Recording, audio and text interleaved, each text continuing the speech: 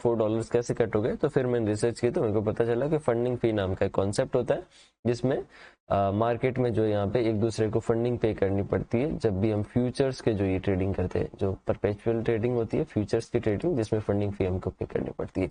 तो इस फंडिंग फी को लेके बहुत सारे आइडियाज लगाए जाते हैं प्राइस में। क्यों?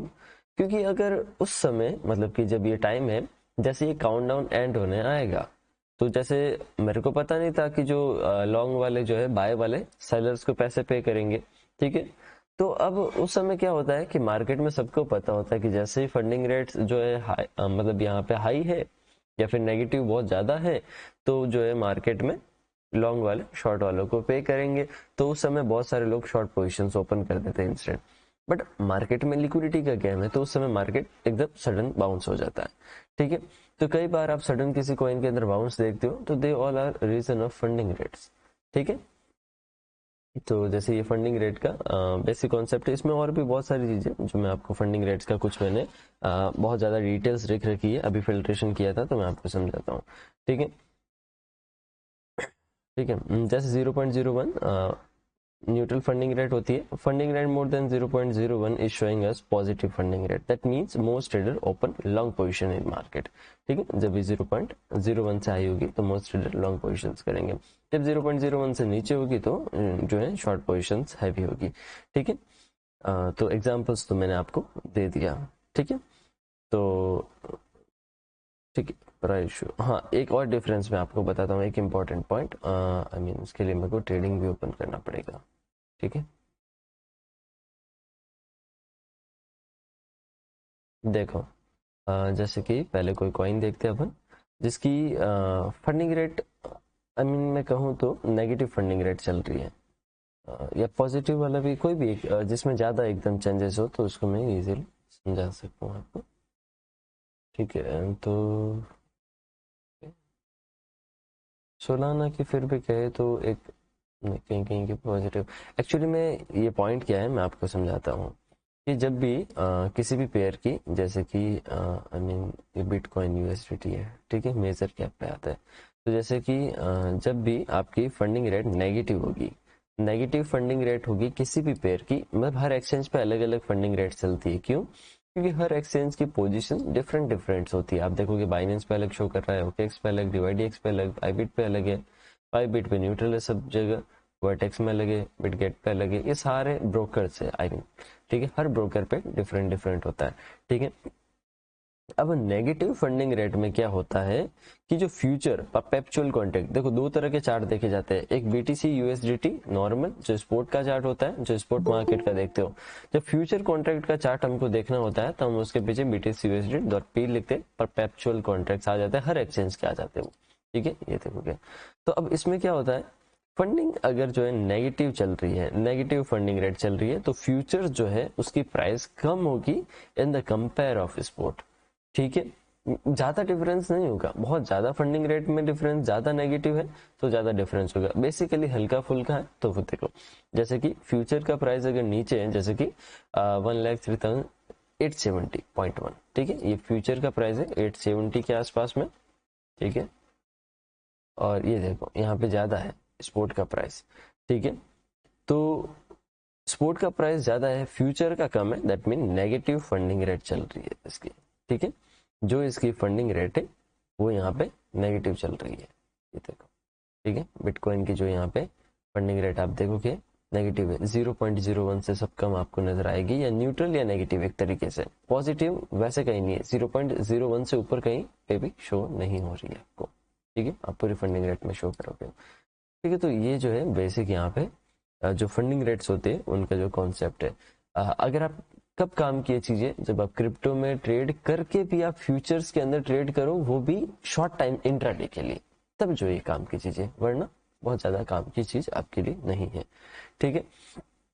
अब आ जाते हैं लिक्विडेशन पे। लिक्विडेशन एक बेसिकली आपको एक डेटा शो करता है, लिक्विडेशन, ठीक है, जिसमें आपको ये शो किया जाता है ये हिट मैप पे कि पिछले सम टाइम 1 आवर, जैसे यहाँ पे टाइमर से पिछले 1 घंटे में किस कॉइन में कितनी पब्लिक लिक्विडेट हुई। जैसे ट्रम्प कॉइन, आई मीन अगर मैं सीधा एक पॉइंट आपको कहूँ तो क्रिप्टो अभी के टाइम पे एक ऐसा सेक्टर है ठीक है, जैसे इंडियन स्टॉक मार्केट्स हो गए, इसमें छिप छिप के मैनिपुलेशन किया जाता है पीठ पीछे। बट क्रिप्टो एक ऐसा सेक्टर है जिसमें खुल के मैनिपुलेशन किया जाता है। ठीक है, बस मेजर फर्क ही है। जैसे ट्रम्प कॉइन आने के बाद ट्रम्प की हाइप बन गई। आई मीन वैसे सेंसेस नहीं है इन सारे कॉइन्स के, बट ये मार्केट में ओपन मैनिपुलेशन चलते हैं। वही स्टॉक मार्केट में इनको ट्रम्प न देके ऐसा कोई रजिस्ट्रेशन कंपनी बना देते हैं और नाम कर देते हैं और उन स्टॉक को भगाते हैं और फिर गिराते हैं।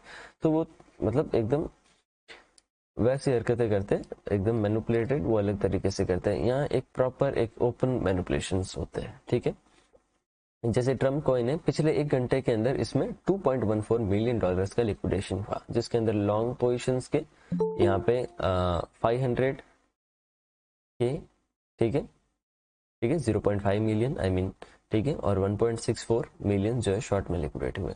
ठीक है, इसी टाइप से आप 24 आवर्स में जाओगे तो हर पेयर्स के आपको, जैसे बिटकॉइंस का ये डेटा 84 मिलियंस का लिक्विडेशन, जिसमें लॉन्ग वाले इतने हुए, शॉर्ट्स वाले इतने, शॉर्ट्स वाले बेसिकली ज्यादा लिक्विडेट हुए। क्यों? क्योंकि प्राइस आप देखोगे रिसेंट 24 आवर्स के अंदर बिटकॉइन का राइज किया है, अब डायरेक्शन में गया है। ठीक है, इसकी वजह से ये डॉज कॉइन्स का डेटा है। डॉज कॉइन में जो है यहाँ पे 31 का हुआ है, यहाँ पे शॉर्ट्स वाले कम हुए, लॉन्ग वाले ज्यादा हुआ है, क्योंकि अभी प्राइस थोड़ा सा नीचा है। ठीक है, तो इस तरीके से ये बेसिक एक डेटा है, इंफॉर्मेशन आपके पास में। ठीक है, तो यहाँ पे सबसे, यहाँ पे देख सकते हो इन द पास्ट 24 आवर्स ये इतने number of traders liquidate, total income ये। ठीक है, तो ये लिक्विडेशन डेटा है कि रोज इतना पैसा लिक्विडेट होता है मार्केट में, बेसिक पे आज इतना हुआ। ठीक है, ये एक्सचेंज वाइज लिक्विडेशन है, और ये यहाँ पे पेयर्स वाइज इसके प्राइसेस है, और लिक्विडेशन जो हो रहे हैं उन सब का डेटा से। ठीक है, और भी यहाँ पे इंफॉर्मेशन से 1 hour long liquidation, short liquidation वगैरह, ये सब डेटा से। तो ये डेटा है। अब इनमें इतने सारे ये सब इम्पोर्टेंट नहीं है इतने, लिक्विडेशन और लिक्विडेशन मैप ये इम्पोर्टेंट है।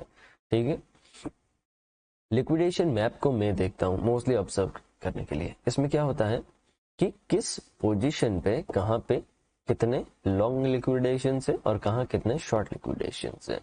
जैसे कि अब यहाँ पे आपको शो हो रहा होगा, जैसे बड़ी सिविक है 1,02,056 पे क्या है, 368 मिलियन का लॉन्ग लिक्विडेशन है। उसमें 50x लीवरेज वाले 26.62 मिलियन है, और 37.43 मिलियन 100x लीवरेज वाले।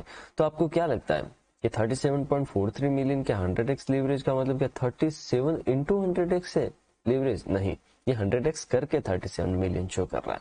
ठीक है, तो ये जो यहाँ पे इसका लिक्विडेशन है ये पॉइंट पे। अब इसमें डे टाइम फ्रेम का है, अब इसको मंथली टाइम फ्रेम पे देखते तो हमको एक क्लियर शो होता है। ओह दैट मीन व्हाट, कि ये पीछे इतनी लिक्विडेशन है, यहाँ से लॉन्ग पोजीशन। तो आप सोच रहे होंगे, आई मीन जैसे कि पब्लिक सोचती है ना, इंडियन मार्केट में भी ऐसे ही सोचते हैं, तो क्रिप्टो में भी मोस्टली पब्लिक ऐसे ही सोचती है। तो आपको ऐसे नहीं सोचता है, इसका कुछ मैं फैक्टर आपको बताता हूँ। क्रिप्टो एक ट्रांसपेरेंट है, ये सबसे बढ़िया चीज है कि ये जो है, मैंने क्या कहा, इसमें खुल के मैनिपुलेशन होता है और इसमें छिपाया जा भी नहीं सकता, क्योंकि ये एक ट्रांसपेरेंट कॉन्सेप्ट है पूरा की पूरा। ठीक है, तो इसका जिसमें सबकी पोजीशन है वो भी एक ट्रांसपेरेंट ही रहेगी। बट एक पब्लिक की साइकोलॉजी ऐसे बना देते हैं कि वो सीधा रास्ता, सीधी सीढ़ियां न चढ़ के उल्टी सीढ़ियां चढ़ना शुरू करे। ठीक है, जैसे कि ये एक सेक्टर है यहाँ पे, BTC USDT परपेचुअल कॉन्ट्रैक्ट, किस एक्सचेंज का? बाइनेंस का।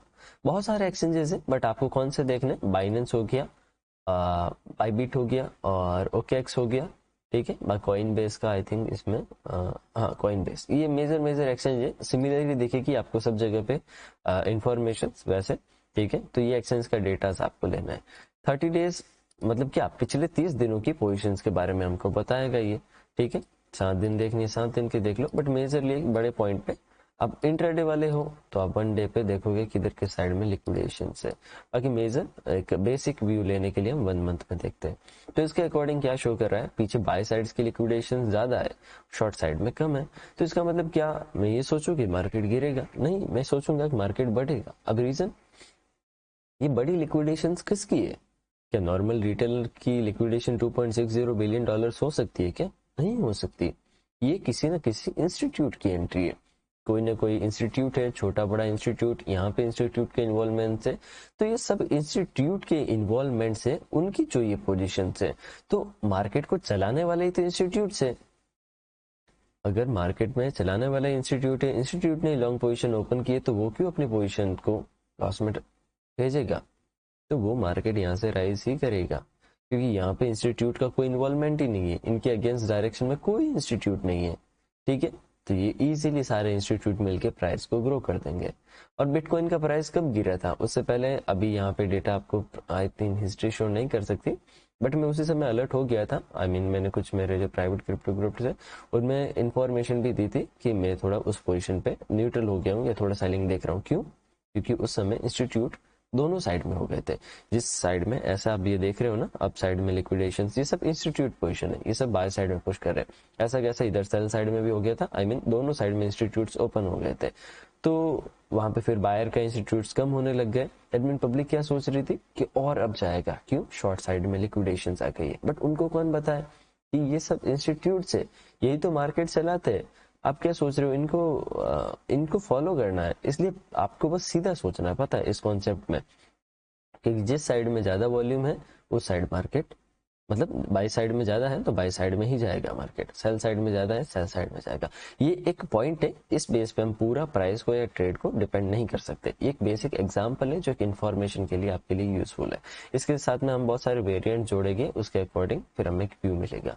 ठीक है, तो जैसे कि ये डेटा अब आपको समझ में आ गया। जैसे बाइनेंस है तो बहुत सारे एक्सचेंज है, मैं एक और एग्जांपल लेके आपको दिखा देता हूँ जो इंपॉर्टेंट एक्सचेंज हो। Coinbase, I mean USDT, sorry UTC USDT, Coinbase पे नहीं, आई मीन तो फिर आप किस पे देखोगे?